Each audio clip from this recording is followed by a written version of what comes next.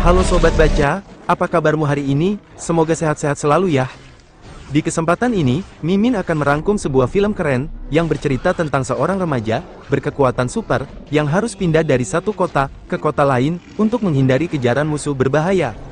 Sebelum masuk ke alur ceritanya, Mimin mau ngingetin untuk tekan tombol subscribe, dan like-nya. Oke, gak usah berlama-lama lagi, siapkan kopimu, dan pasang headsetmu. Dan kita mulai alur cerita film, I Am Number 4.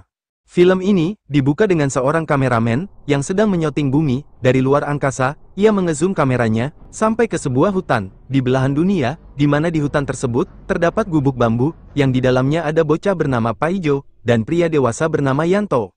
Mereka terlihat sedang bobo cantik di dalam tutup makanan. Namun sayangnya, bobo cantik mereka terganggu saat suara usah tusuk di luar menggelitiki telinga mereka. Yanto segera mengambil sebuah belati yang gagangnya menyala biru, kemudian mendekati jendela untuk mengamati keadaan di luar. Gak ada angin, gak ada apa. Tiba-tiba, sesosok monster menerkam Yanto dari belakang. Paijo yang melihatnya pun langsung berlari ke arah hutan sambil ngos-ngosan.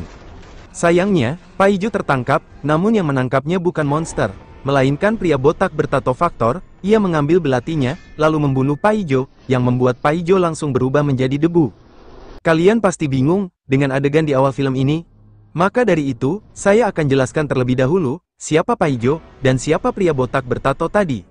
Jadi, puluhan tahun sebelumnya, beberapa alien dari planet Lorien, dikirim ke bumi, untuk menghindari ras penyerang, yang menghancurkan planet Lorien. Alien tersebut, terdiri dari 9 anak, yang memiliki kekuatan super.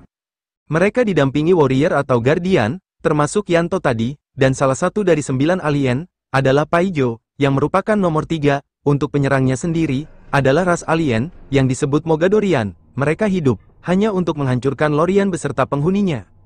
Dan karena 9 anak pindah ke bumi, maka Mogadorian juga ikut pindah ke bumi, untuk membunuh 9 anak tersebut. Seperti penyerangan barusan tadi, yang membuat anak nomor 3 terbunuh. Di sisi lain, kita diperlihatkan anak number 4, yang sedang bermain sepeda di pantai. Number 4, menutupi identitasnya sebagai siswa teladan, bernama Daniel. Ia disukai banyak siswi termasuk Mbak Nicole. Pada malam harinya, saat para siswa sedang pesta di pinggir pantai, Daniel diajak oleh Mbak Nicole untuk berenang berdua, di pantai. Ketika mereka hendak beryamata kudasai, tiba-tiba, kaki Daniel kepanasan. Di sini terlihat bahwa kaki Daniel memiliki 3 simbol bulat, dan salah satunya yang memancarkan cahaya panas. Daniel lalu diperlihatkan dengan asap, yang membentuk kaum Megadorian sedang membunuh number 3. Nicole yang panik, memberitahu teman-temannya, kalau Daniel kesurupan hantu Banaspati. Keesokan harinya, Daniel ditemukan oleh guardiannya, bernama Henry. Henry membawa Daniel kembali ke podoknya, kemudian berkemas-kemas, untuk pindah dari tempat itu. Henry mengungkapkan kalau mereka harus pergi sebelum kaum Mogadorian menemukan mereka. Henry lalu memasukkan sebuah kotak aneh ke dalam mobilnya. Bersamaan dengan itu, seekor kadal tomcat diam-diam menyelinap ke mobil Henry. Di sini masih belum jelas dengan tujuan kadal tomcat tersebut. Saya tak perlu mewawancarainya karena saya tak paham bahasa kadal. Di dalam perjalanan, Daniel mengungkapkan kalau 3 anak termasuk number 3 sudah terbunuh, dan kini tinggal 6 anak, namun mereka saling terpisah. Henry memberitahu Daniel kalau mereka akan pindah ke Paradise. Karena di sana ada urusan yang harus Henry kerjakan. Singkat cerita, Henry dan Daniel tiba di Paradise, tepatnya di Ohio. Mereka menghuni sebuah rumah di tengah-tengah kebun, sementara kadal tomcat yang mengikuti mereka. Di dalam mobil keluar, ia berjalan ke arah semak-semak, yang membuat semak-semaknya bergerak. Di dalam rumah tersebut, Henry memberikan identitas baru kepada Daniel dan sekarang ia bernama John Smith. Enggak cuma itu, Henry juga menghapus semua foto John di internet, yang sebelumnya diambil oleh teman-teman John. Hal ini Henry lakukan untuk tetap menjaga John, agar tidak mudah dilacak oleh Mogadorian. Pada saat itu juga, suara kerusak-kerusuk terdengar. Henry dan John segera keluar untuk mencari sumber suara, namun ternyata, suara tersebut berasal dari seekor anjing, yang terlihat kedinginan. John pun membawa anjingnya, masuk ke dalam, dan memutuskan untuk mengadopsinya. Dari pandangan mata batin saya, anjing tersebut adalah kadal tomcat sebelumnya. Ia masuk ke semak-semak, lalu berubah menjadi anjing, agar bisa lebih dekat dengan John. Di sini masih belum jelas alasan anjing itu mendekati John, karena saya tidak bisa mewawancarainya, karena saya tidak bisa bahasa anjing. Keesokan harinya, John meminta izin kepada Henry untuk mendaftar sekolah baru. Henry pun mengizinkannya, namun dengan satu syarat, belikan seblak setelah pulang sekolah nanti. John lalu berangkat ke sekolah barunya, yaitu SMA Kebenaran. Ia mendatangi administrator sekolah untuk mendaftar sebagai siswa baru. Saat John sedang menunggu jadwal kelasnya, ia melihat siswi cantik bernama Sarah yang sedang diomeli oleh guru bahasa Inggris karena telah memfoto guru tersebut secara diam-diam dan mempostingnya di website tembelek.com. Setelah John mendapatkan jadwalnya, ia diantar oleh Sarah yang kebetulan satu kelas dengan John. Sesampainya di depan kelas, John disambut oleh geng cekidot yang dipimpin oleh Mark James. Mark terkenal dengan beban sekolah yang selalu membuli semua siswa lemah. Usut punya usut, ternyata Mark adalah mantan pacar Sarah yang diputusin gara-gara minta pap tete, tapi Sarah tidak mau. Geng cekidot lalu membuli seorang siswa bernama Sam yang mengaku dirinya sebagai ahli teori konspirasi YouTube. Setelah dibuli, John mengajak Sam kenalan, tetapi Sam bersikap dingin dan pergi begitu saja. Hari-hari pertama sekolah pun dimulai. John nampak semangat mengikuti mata pelajaran fisika. Ia memandangi papan tulis sambil merenung, ini gimana kerjainya coba. Jam istirahat pun tiba. John berjalan mencari tempat duduk nyaman untuk menikmati gorengan setengah haram, di mana John ngambilnya gorengan 5, tapi bilangnya ngambil gorengan 2. Pada saat itu juga Mark dan gengnya membuli kembali Sam dengan melemparkan bola voli. John yang tak tega pun menghampiri Sam, lalu membalas perbuatan Mark dengan melempar balik bolanya ke arah geng cekidot. Dan tanpa disadari, lemparan John ternyata sangat kuat, sampai-sampai salah satu geng cekidot terjengking saat menangkap bolanya. Hal itu tentu saja membuat Sarah dan Sam terkesima dengan John. Di tempat lain, kaum Mock terlihat berada di pondok milik Henry sebelumnya. Mereka menemukan bekas bakar-bakaran dan mendeteksi kalau Number 4 baru saja pergi dari sini 2 hari yang lalu. Di hari berikutnya, John mulai diganggu oleh Mark saat pelajaran astronomi sedang berlangsung. Mark membicarakan tentang pembelaan John terhadap Sam, membuat John merasa emosi. Ketika atmosfer John memuncak, tiba-tiba kedua telapak tangan John bersinar biru. Ia pun segera keluar dari kelas, lalu bersembunyi di dalam gudang. John sangat kebingungan, karena baru pertama kalinya merasakan hal seperti ini. Tak lama kemudian, datanglah Henry, yang langsung minta John untuk tenang, karena cahaya tersebut adalah kekuatan asli John. Dan benar saja, saat John mulai berpikir tenang, cahaya di telapak tangan John secara ajaib meredup. Henry memberitahu John kalau orang tua John mewariskan kekuatan mereka kepada John, dan kini ia memiliki kekuatan telekinesis. Sepulang sekolah, John memutuskan untuk menguji kekuatan barunya. Ia pergi ke kebun, lalu berlarian, layaknya peserta benteng Takeshi.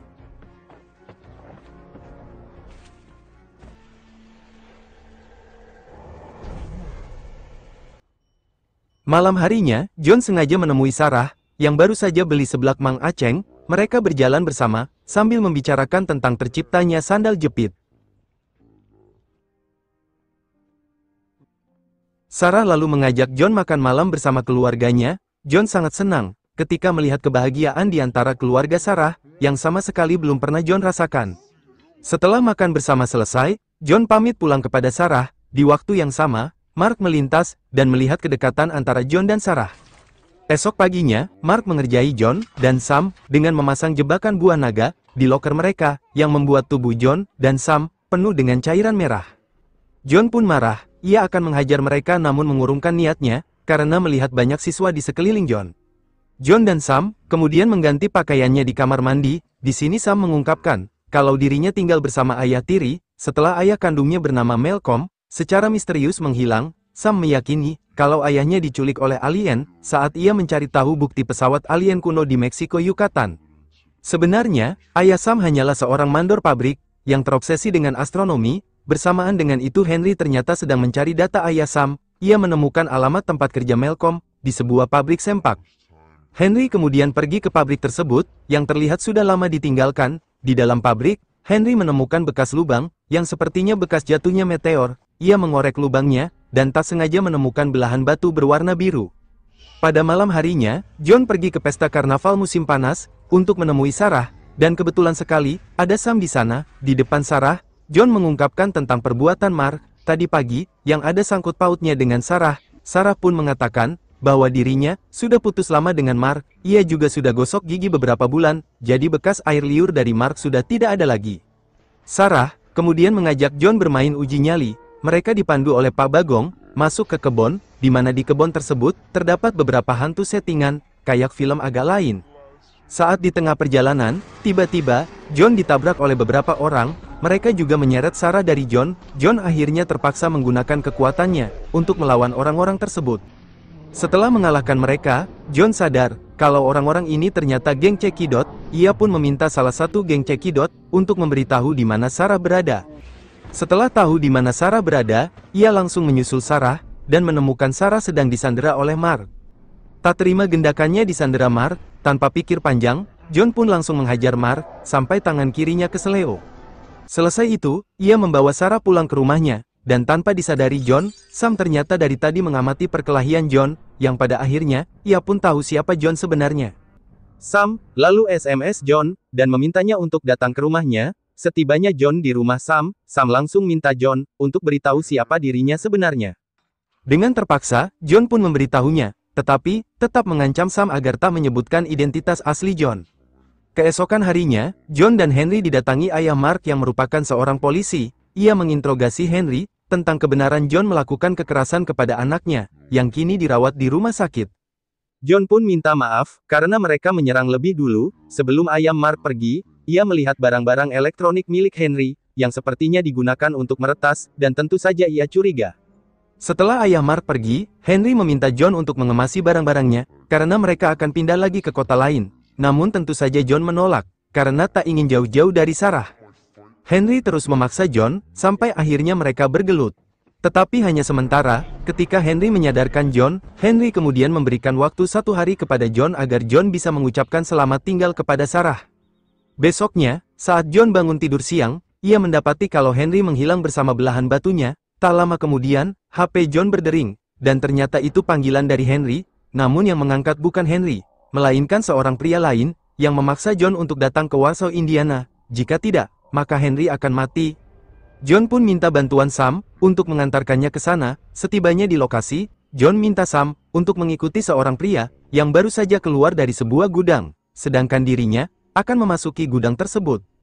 Di dalam gudang, John menemukan Henry diikat dengan rantai. Saat itu juga John tiba-tiba diserang oleh seorang pria. Untung saja John bisa menyerang balik dengan kekuatannya, dan berhasil melumpuhkan pria tersebut. Setelah Henry dibebaskan, pria lain tiba-tiba datang sambil menyandera Sam. John lagi-lagi menggunakan kekuatannya, dan berhasil melumpuhkan pria tersebut. Setelah itu, datanglah lagi salah satu kaum Mok, yang secara langsung menyerang mereka.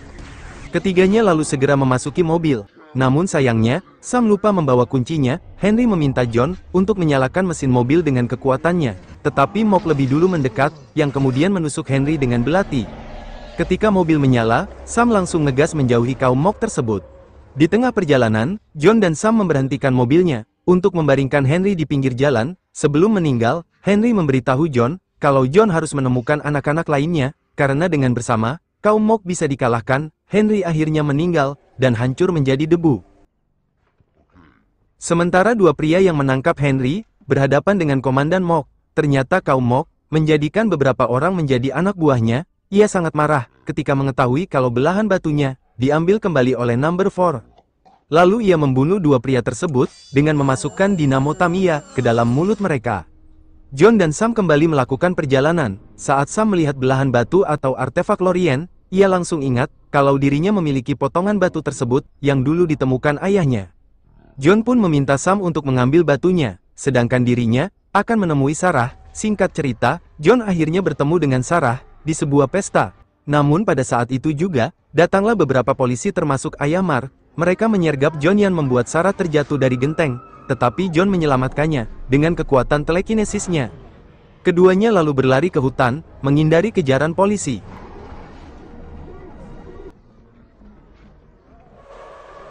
Sementara ayah Mark meminta Mark untuk memberitahu kemana perginya John.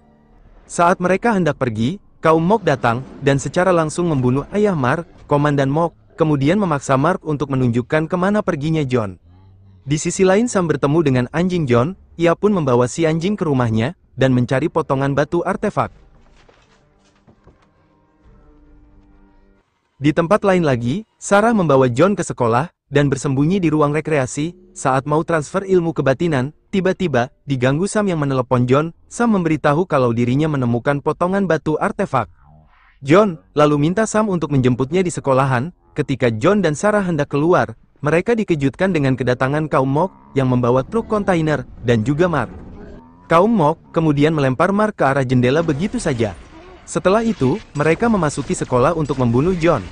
Di waktu yang sama, seorang wanita muncul dari balik pintu sambil diiringi ledakan dahsyat. Wanita itu menembaki Mok yang ada di belakang John, dan berhasil membunuhnya, dengan gerakan yang sangat cepat.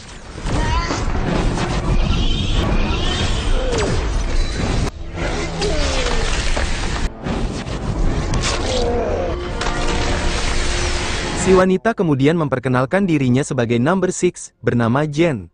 Jen mengungkapkan kalau guardiannya sudah dibunuh oleh kaum Mok, dan sekarang ia ingin balas dendam. Sam akhirnya tiba di sekolahan bersama anjing milik John. Ia nampak terkejut ketika melihat Duke monster kampret keluar dari dalam kontainer. Ditambah lagi, anjing milik John tiba-tiba juga berevolusi menjadi monster Chimera. Sam pun segera keluar dari mobil dan pergi mencari John. Setelah bertemu John, Sam langsung memberikan potongan batunya kepada John. Tetapi nggak lama kemudian, muncullah salah satu monster kampret menyerang mereka. John dikejar-kejar oleh monster tersebut, sampai akhirnya anjing monster datang menyelamatkan John. Ternyata dia adalah guardian John lain yang berwujud monster. John dan Jen pun lalu bersatu, untuk membasmi para Mok.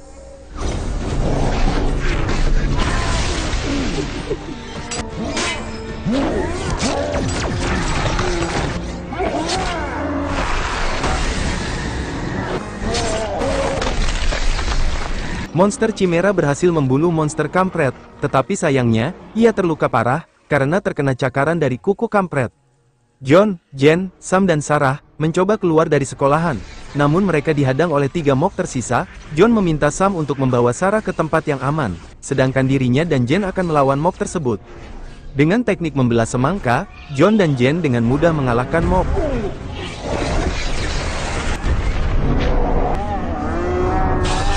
Tetapi di waktu yang sama, monster kampret terakhir menyeret Jen ke udara. John yang sedang menyekik komandan Mok, akhirnya lebih memilih menyelamatkan Jen dengan tembakan lasernya ke arah monster kampret tersebut. Laser tersebut membuat Jen menjadi lebih kuat. Jadi intinya, setiap anak bisa menyembuhkan satu sama lain dengan memberikan kekuatan mereka masing-masing. Saat itu juga John secara tiba-tiba ditembak oleh komandan Mok yang buat Jen terjatuh, tetapi berhasil membunuh monster kampret. Komandan Mok lalu menangkap John, dan akan membunuhnya, dengan belati. Namun, John lebih dulu membakar deretan pelurunya, kemudian ditarik menjauh bersama Jen. Peluru-peluru tersebut meledak dengan sangat dahsyatnya, yang membuat Jen bergerak cepat untuk melindungi John dari api, menggunakan kekuatannya.